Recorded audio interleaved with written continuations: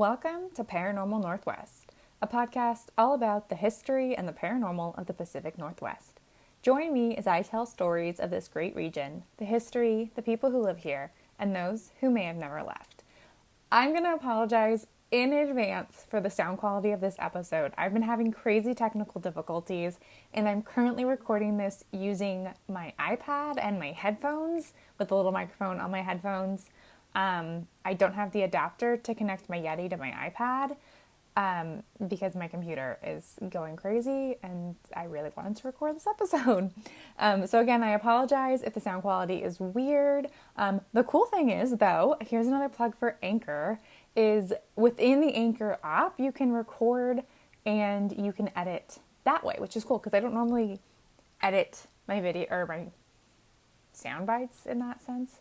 Anyway, so hopefully some of the aspects of will be a little bit better, but I do apologize for the sound quality. But today, we are traveling along the Oregon coast and stopping at the Heceta Head Lighthouse.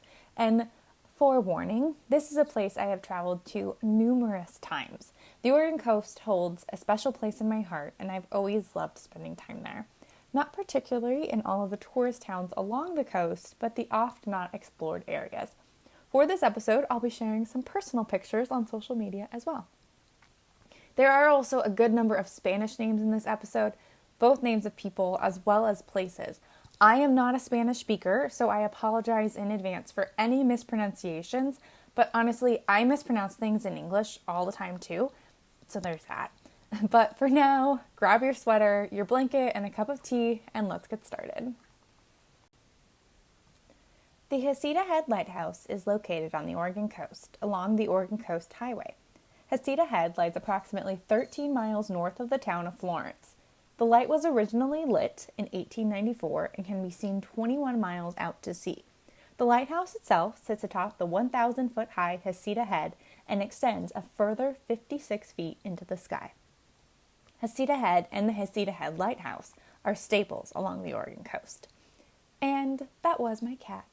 He has a bell on his collar, if you heard that. So, the Oregon Coast Highway, officially called U.S. Route 101, runs approximately 1,540 miles from Tumwater, Washington to Los Angeles, California. This route runs along the coast of Washington, Oregon, and California. The route is the primary travel corridor along the Olympic Peninsula in Washington state and connects the Oregon coast to Washington and California. Through Northern California and Southern Oregon, the route passes through the incredible redwood forest and is nicknamed the Redwood Highway in that portion. For spring break last year, I went down the Oregon coast with my little brother. We traveled the entire 101 route through Oregon and into Northern California. As we traveled, we wove our way through coastal forests along the beach, high atop seaside cliffs, and through the many towns that dot the coast. For much of the route, the road itself is at least within sight of the Pacific Ocean. This proximity to the water is constantly in mind as you travel along the highway, even when you can't see it. It is a constant reminder of how big of an impact the Pacific Ocean has and always has had on the people of the region. If it's a trip that's ever been on your bucket list, I would highly encourage a journey down the Oregon coast or up, depending on where you're starting. My brother and I made a goal to get to the redwoods, and we did, and it was incredible. And luckily, the weather was with us, and it was gorgeous the entire time, just a little bit cold, but it was an amazing trip. I definitely encourage anyone, if you have the chance, to do it. The Oregon coast has a rich and long history. Native people have lived in the region for nearly 13,000 years. And due to the lower sea levels of the last ice age, the coast as we know it may very well have been farther inland to those people. More recently, the coast has been home to numerous tribal groups, including the Clatsop, Tillamook, and the Sioux. There is an immense variety of plant and animal life along the Oregon coast. Driving along the Oregon Coast Highway, you are in between the ocean and the mountains. The coast is home to some amazing animals, including several species of seal. Just south of Heceta Head lies the famous Sea Lion Caves. The sea lions are impressive and mesmerizing even.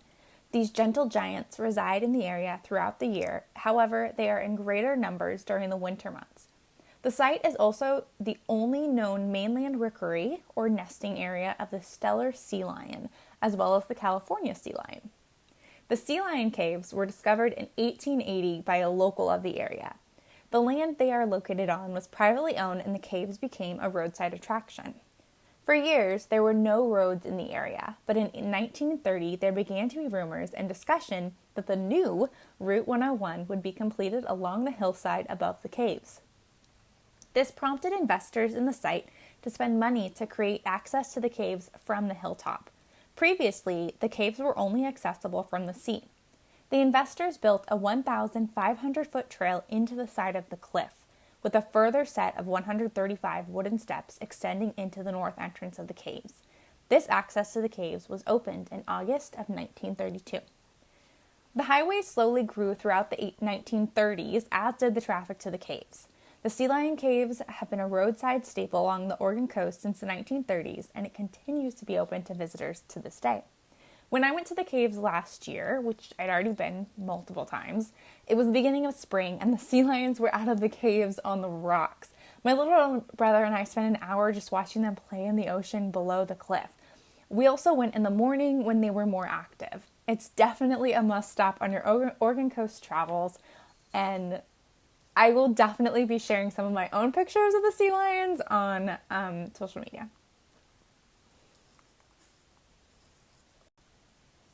So now we're going to travel back a bit in time, a bit meaning 500 plus odd years, to talk about some of the explorers of the Oregon coast. So the first European explorers to the Oregon coast were Spanish mariners in the 1700s. These explorers traveled north from Mexico with the intent of exploring and staking claim to the region. To this day, there are many Spanish names throughout the Oregon coast. So this actually goes back even farther than the 1700s to 1494, to the Treaty of Tordesillas. Signed in 1494, the Treaty of Tordesillas was established to divide the newly discovered lands between Spain and Portugal.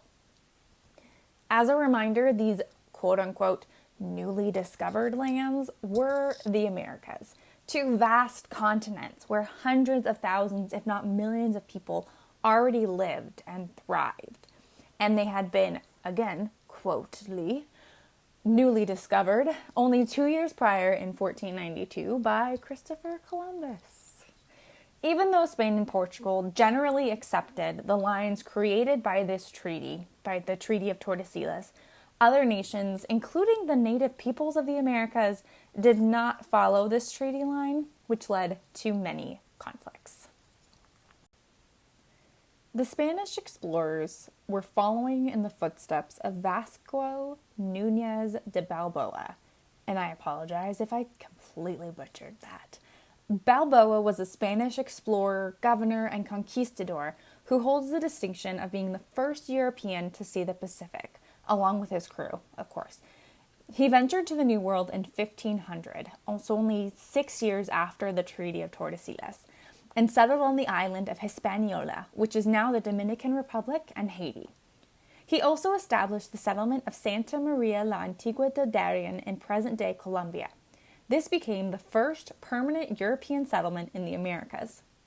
Balboa was born in Spain in 1475 to a noble family. As the third-born son, he became a squire and page to another Spanish nobleman. This exposed him to the marvelous stories of the explorers to the New World, especially Christopher Columbus. Determined to make his fortune, Balboa set off on an expedition in 1500 to the coast of Colombia. The 1500 expedition, headed by Rodrigo de Bastidas, was somewhat successful. Balboa settled in Hispaniola, where he worked for a few years as a planter and pig farmer. However, Balboa was not a very good farmer, and he quickly fell into debt. In order to escape his creditors, he stowed away on a ship back to Colombia, hiding in a barrel along with his dog. Balboa was able to hide on this ship and subsequent expedition that the ship went on for only a short time.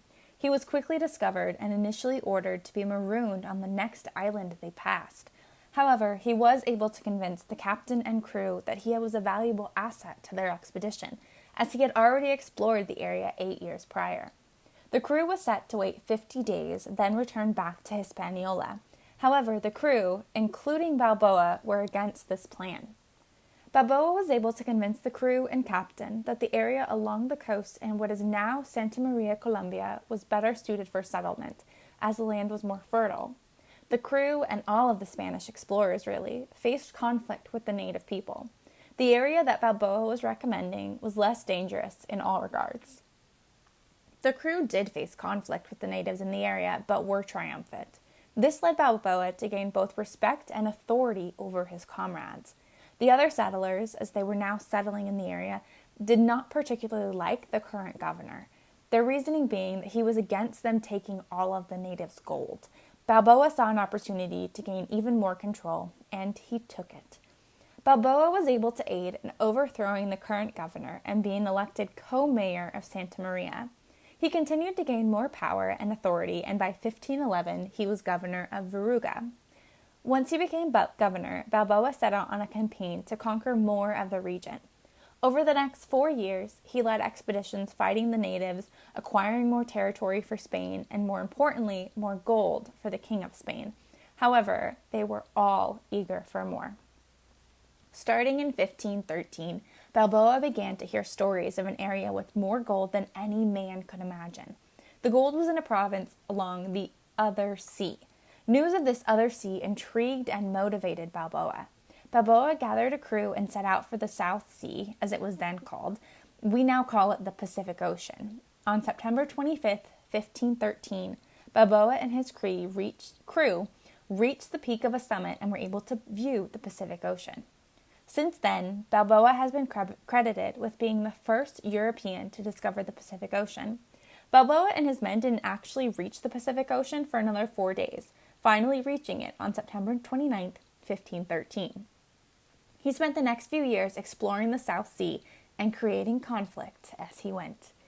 He was eventually arrested in 1519 and charged with attempting to undermine and even overthrow another governor. Balboa, along with 4 of his men, was found guilty and executed in late 1519. The location of his remains is unknown to this day. So let's talk a little bit more about Spanish exploration of the Pacific Northwest and the Pacific Coast. Bolstered by both the Treaty of Tordesillas as well as Balboa's quote-unquote discovery of the Pacific Ocean, Spain had the largest claim to the Americas and the Pacific Coast. However, there was not much Spanish exploration and, more importantly, colonization of the Pacific Coast until the 1700s. In the late 1700s, Russian and British, and a little bit later, American explorers, particularly fur traders, began to flood into the region. Because of this, the Spanish government aimed to establish a stronger claim in the Pacific Northwest. This led to a series of expeditions between 1774 and 1793. The first of these expeditions was led by Juan Perez. Juan Perez was born in 1725 in Majorca, Spain. Over the course of his career, he explored much of the southern Pacific, often traveling between South America and the Philippines.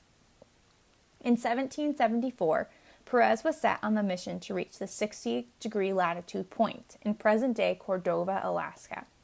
The intent of the mission was to reestablish Spanish claim in the region, as well as stamp out any Russian and British settlements in the region. Just a reminder, the region encompasses everything along the Pacific coast, from the Arctic Circle down to present-day Mexico. Quite lofty goals from Spain, in my personal opinion. But Perez and his crew were able to reach the islands along the coast of British Columbia. There, Perez and his crew interacted with the native people, but did not go ashore. Instead of continuing north towards Alaska, Perez decided to turn back south along the coast. This was due to poor weather, poor provisions, and the poor health of his crew. The expedition stayed for a short time in Nootka Sound on the north side of Vancouver Island. But again, Perez and his crew did not go ashore.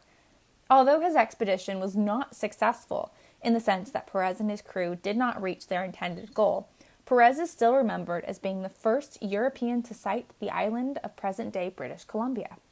However, the Spanish government felt the Spanish claim was still not strong enough in the Pacific Northwest region. Only 5 months after Perez returned from his expedition, another expedition set out, with Perez as a pilot. This expedition was led by Bruno de Heceta. Bruno de Heceta was born in Bilbao, Spain on March 1st, 1743. Heceta had a long and successful military career for Spain. He traveled from Spain to New Spain, aka the Americas, and was put in various commands over the years. Not much is known about his life outside of his career. He eventually traveled back to Spain and died fighting for Spain against the French in 1807. On March 16, 1775, Heceta and his crew set out to strengthen the Spanish claim along the Pacific coast. Heceta's crew traveled on 3 ships, with 2 setting out along the entire northwest coast and 1 traveling along just the California coast. That 3rd ship traveled into San Francisco Bay, and its crew are credited as being the first Europeans to enter the bay. Heceta and his crew traveled up the coast, with Heceta himself traveling as far north as Point Grenville in Washington state. Point Grenville is approximately halfway up the Washington coastline. It is also an important site for the local Quinault Indians. The reason they may have only traveled that far north might have been due to an attack on the expedition by the local Quinault. For that reason, though, Heceta renamed the location the Point of Martyrs. Heceta turned back south after the attack and explored the numerous inlets along the southern Washington and Oregon coasts. The most important of these inlets was the mouth of the Columbia River. Heceta is credited as quote-unquote discovering this.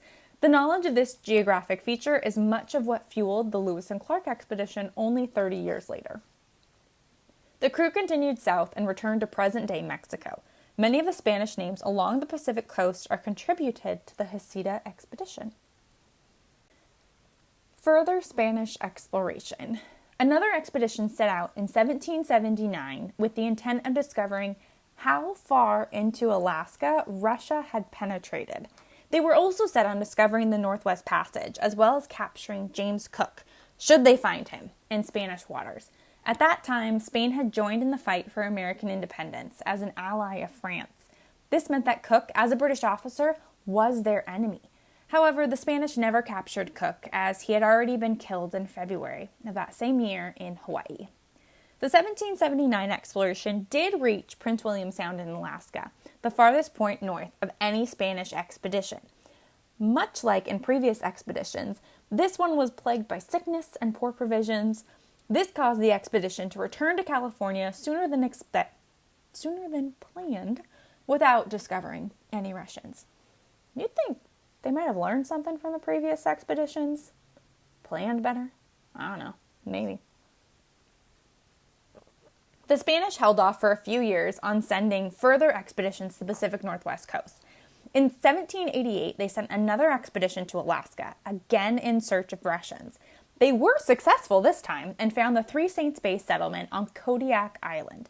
This led to a Spanish settlement also on Nootka Sound. A few more Spanish expeditions occurred in the late 1780s, with the continued intent of finding the Northwest Passage.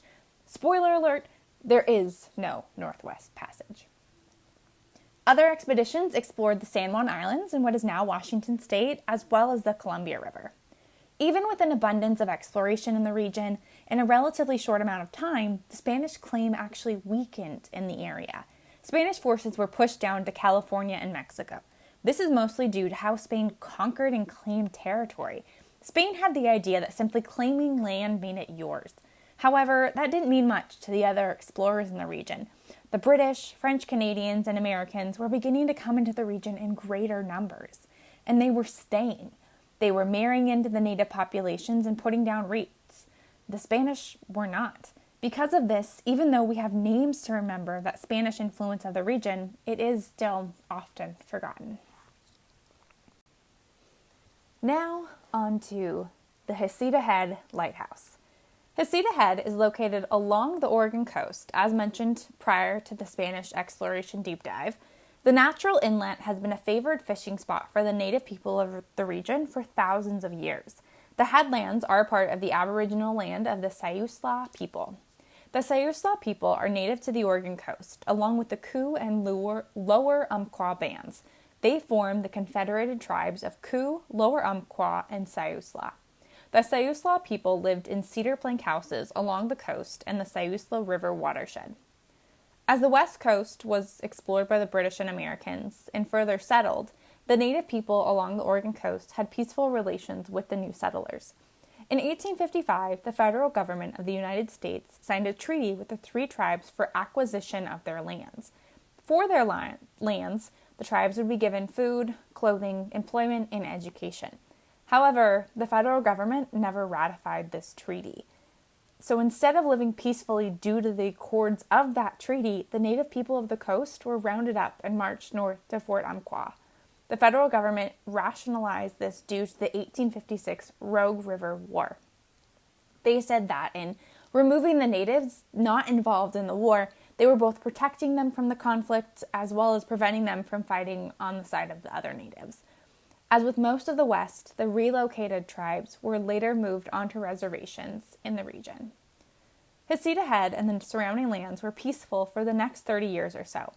In 1888, white settlers began to move into the area and claimed approximately 164 acres of land, including the headlands. Later in that same year, the federal government approved the construction of a lighthouse, and 19 of those 164 acres were purchased by the government.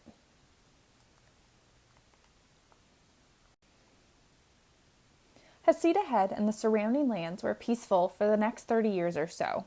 In 1888, white settlers began to move into the area and claimed approximately 164 acres of land, including the headlands.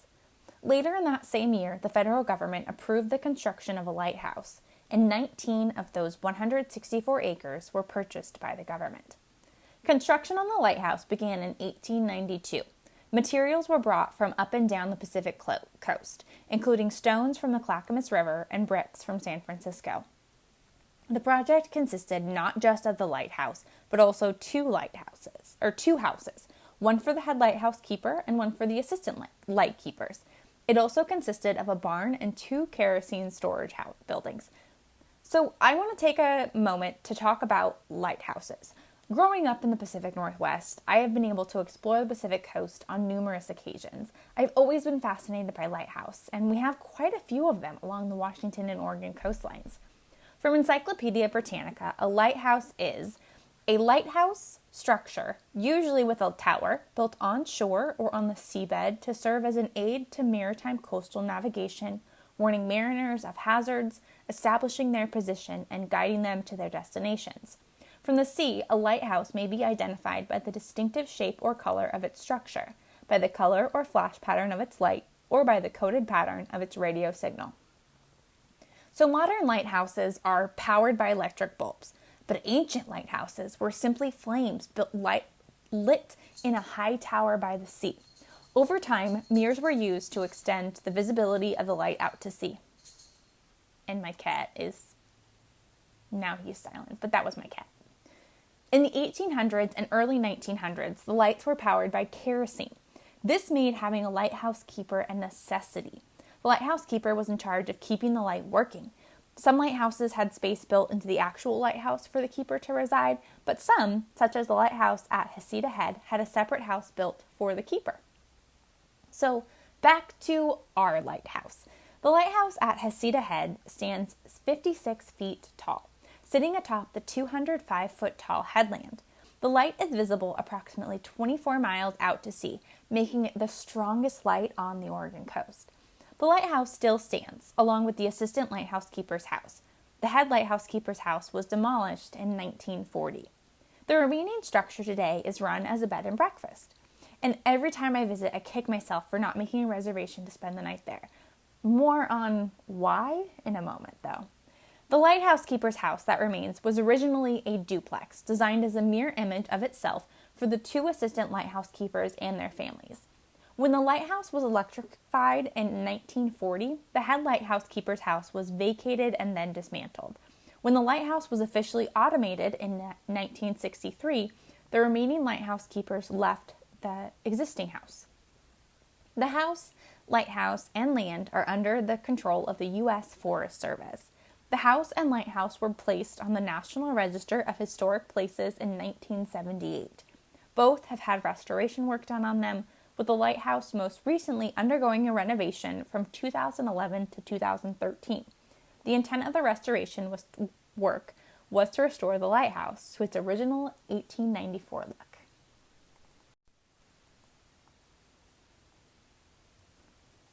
So, now onto the paranormal. Despite being steeped in history when you visit, the people that inhabited the houses at Heceta Head have also left their mark on the land. Stories of paranormal activity in the house have been told since the 1950s. There's been a story that the spirit of a woman named Rue resides in the keeper's house. Legend has it that she was the wife of one of the assistant keepers. Her spirit still resides in the house, not because she passed there, but because one of her young children passed while they lived in the house. The reports are that one of her 2 children drowned. However, it is not known if the child died in the cistern that is on the property or if they drowned in the ocean. The current housekeepers, who maintain and run the bed and breakfast, have reported making beds in the rooms, then returning and seeing the bed with an imprint, as though someone had been sitting on the bed and looking out the windows.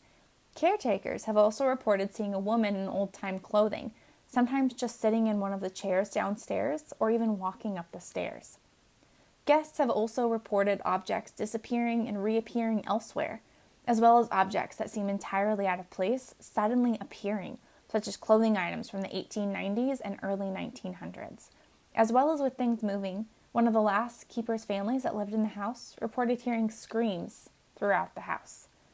One chilling story I found was that of a house cleaner in the 1970s.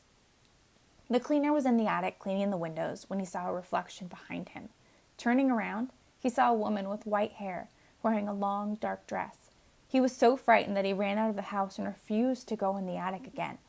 Later, he broke an attic window from the outside, but refused to go inside and clean it up. That night, the residents heard glass moving and the sound of footsteps in the attic. When they went up the next day, they found that all of the glass had been swept into a neat pile. This activity seems to be all centered around the remaining lighthouse keeper's house, and not the actual lighthouse. All of the paranormal activity, though, does seem docile and even friendly. The Heceta Head Lighthouse Bed and Breakfast is booking for visitors. Spend the night and maybe you'll see Rue. Thank you so much for going on this journey with me. This was a fun location to research, and I wasn't expecting to learn so much about the Spanish exploration. If you're driving down the Oregon coast, stop by and visit Heceta Head. It's a great, easy, short hike. I did it last year in my Birkenstocks, and the view from the lighthouse is incredible. Next time, we're heading back to Idaho and a very spooky location that I cannot wait to share with you. Please subscribe wherever you listen to podcasts and follow us on Instagram and Facebook at ParaNWPod. I share photos and fun facts about our locations, and I'm definitely sharing some personal ones about this episode. Super excited. Until next time, bye.